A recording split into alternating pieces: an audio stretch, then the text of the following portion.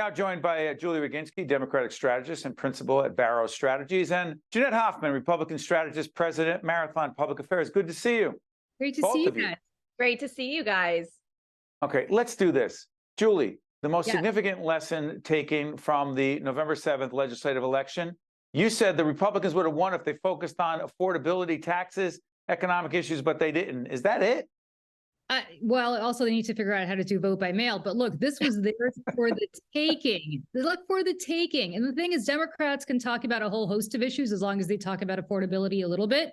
Republicans have to. They must focus on affordability. Every single cycle in the last, in my memory, Democrats have lost because Republicans have laser focused on affordability. And for some reason, Republicans decided not to do that this time. They went off on a whole tangent about parental rights and other social issues. That never works for Republicans in New Jersey.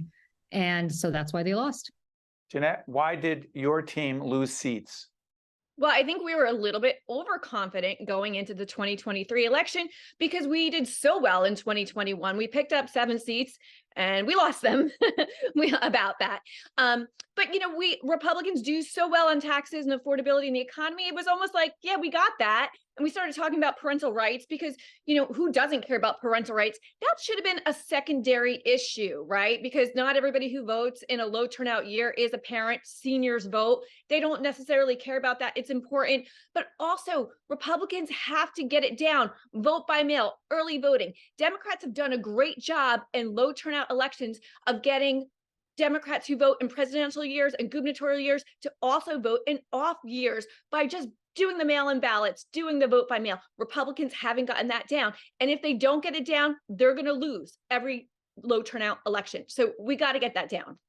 Julie, talk about the issue of abortion, how it played out. We had so many Republican legislators on, and John DeMeo, state assemblyman, head of the minority party in the lower house in the assembly, said, Steve, why do you even ask me that? It's a non-issue. We didn't have the votes for it anyway. But then I said, but if you won the majority in both houses, would you want to change the law in New Jersey so that women could not have an abortion in the 9th month? He said, yeah, of course, we don't have the votes. Meaning, was abortion an issue? And if so, how did it play out in the election?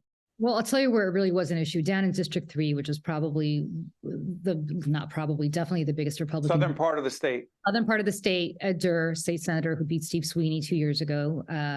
That election was largely about abortion. Ed Durr, the so-called trucker who beat Sweeney, lost his seat to John Kelly in the Senate. Why? Without getting too inside, how's that related to abortion?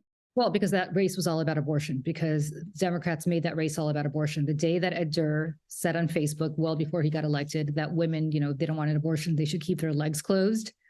You should have seen the reaction in focus groups, even among Republican men, when that quote was read. Ed Durr liked to post where he said, women, if they get an abortion, should be spayed or neutered like dogs, right? That becomes about abortion. And the problem is that not only does that become about abortion, but it tags other Republicans with that moniker because none of them came out. For the large part, none of them came out against him. I get there's this whole brotherhood in the state Senate. You can't go after fellow senators, but they should have.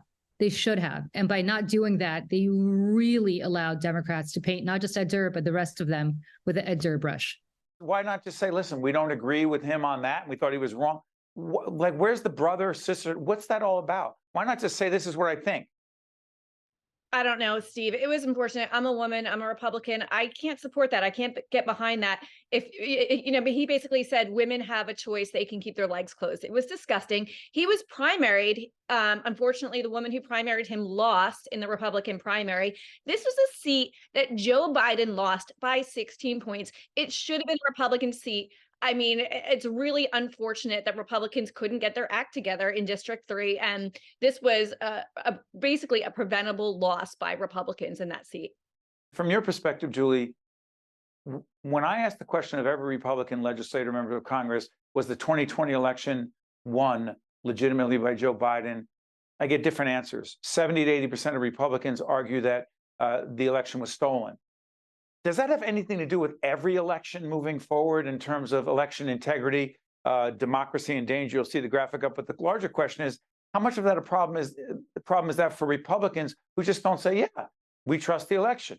It's a problem for all of us because what it does is it allows authoritarianism to be on the rise. Look at the stuff that's been coming out of the former president's mouth over the last month or so. I mean, more and more fascistic kind of, I mean, literally fascistic kind of rhetoric, very reminiscent of what Mussolini and Hitler said. I mean, his spokesman said anybody who accuses him of being a fascist will be ground into the ground like vermin. I mean, that was language used by Hitler. Hitler. Yeah, I mean, this is like straight out of Mein Kampf. This is insane. And so I say that because this is a problem for all of us. I don't care if you're a Republican or a Democrat. If you believe in democracy and you believe in the rule of law, this kind of rhetoric is unhelpful. And the fact that there is a large swath, and this is not Jeanette, so please, I'm not painting everybody with this, but there's a large swath of the Republican Party that not only endorses this, but despite the fact that they know better, they actually won't say a word against it. And by allowing it to proliferate, by allowing Donald Trump to become the nominee, which I suspect, unless something major happens, he will be, by lining up behind him, they're effectively endorsing this kind of rhetoric and the end to democracy. That's a problem not just for Republicans, it's a problem for the country. It's a problem for the world. And it's a tragedy, actually. Jeanette, where is the place for moderate Republicans who don't buy into any of this crap, this garbage? Excuse me, we're on public television. I shouldn't have said that. Go ahead.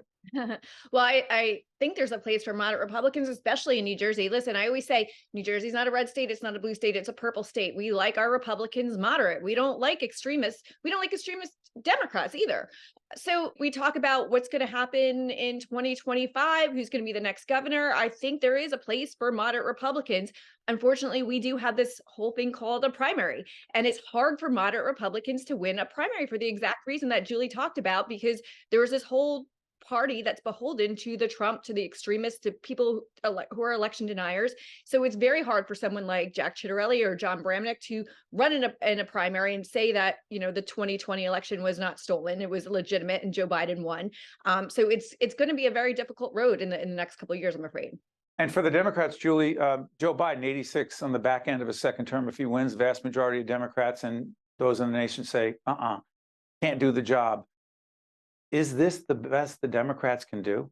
Listen, I'm maybe in the minority of Democrats. I think Joe Biden's been the most successful first-term president that we've had, at least in my lifetime. I mean, look at all. But what about a second term, cognitively and otherwise? If he could keep it up, I'm all for it. The problem is you have a Republican running against him who thinks Barack Obama's in the White House right now. I would put up anybody's mental health against Donald Trump. So I'd love to have that debate.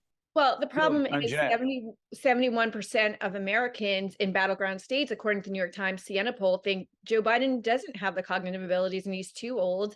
And that's going to be a problem for Joe Biden running for the next term. So, listen, as a Republican, I would like to see Joe Biden run. How about for the nation, Jeanette? How about for the nation? Yeah, I think it's a problem. I don't like Bidenomics. I don't think the economy is great. I think inflation's too high. I think mortgage rates are too high. I don't like what I'm seeing in the stock market right now. I'd like to see an alternative Joe Biden. I'd like to see an alternative Donald Trump. I think Nikki Haley would be a great candidate for president. Her poll numbers are nowhere near what Donald Trump's are in the Republican primary right now. That being said, I think it's a long road now until the presidential election. So I'm a little bit optimistic, but it's a long road ahead. I will just say this: record unemployment. 2 seconds. Go ahead. Record low unemployment, and there's no growth in inflation in the last month. So I think the economy is actually doing really well. Problem is that Democrats have a messaging problem, as I've said all along, and they need to get a handle on it and be able to communicate better about the accomplishments of this administration. To Jeanette, to Julie, I want to thank you for joining us. We appreciate it. Thanks, Steve. Good stuff. Stay with us. We'll be right back. Nurses, you rise to the challenge every day. We see you and stand with you. Your scientists, healers, rock star nurses. You give 100%, then find 50% more. For health systems to work, it takes nurses. And for 125 years, we've championed your innovation and grit. And like you, we'll never stop. Also brought to you by Holy Name, Rowan University, proudly serving New Jersey for 100 years. Horizon Blue Cross Blue Shield of New Jersey, here when you need us most. Johnson & Johnson. The Turrell Fund, a foundation serving children. IBEW Local 102, lighting the path, leading the way. PSEG Foundation, Newark Board of Education, and by Veolia, resourcing the world.